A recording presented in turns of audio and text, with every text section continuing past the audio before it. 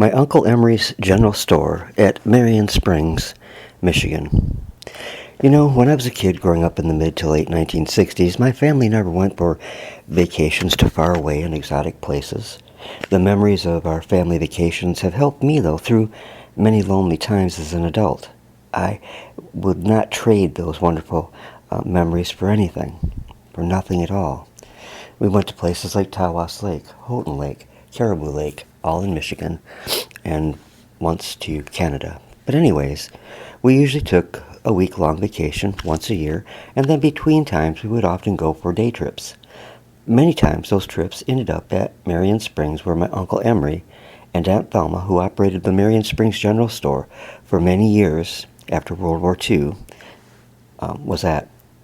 I don't know about my brothers and sister, but I always looked forward to those trips. Uncle Emory was a very kind man, gentle yet funny, like an uncle should be. And Aunt Thelma was just as gentle, and never will I forget her warm, loving smile and hugs.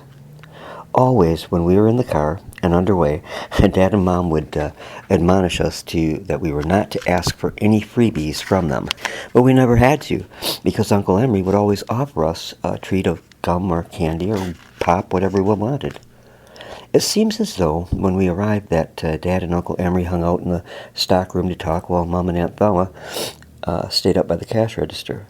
Now, I remember one horror story about the years that they owned the store. The store was robbed, but that holdup took a turn that could have turned quite tragic.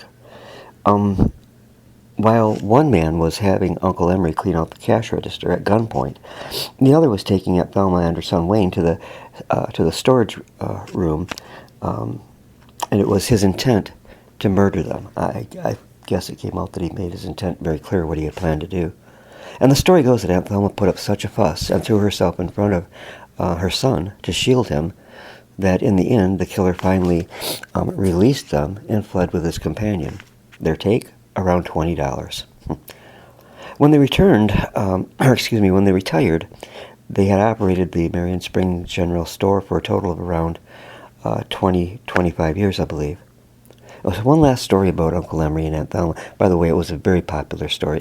Everybody in the area loved them. But one last story about Uncle Emory and Aunt Thelma, but it's not about the store.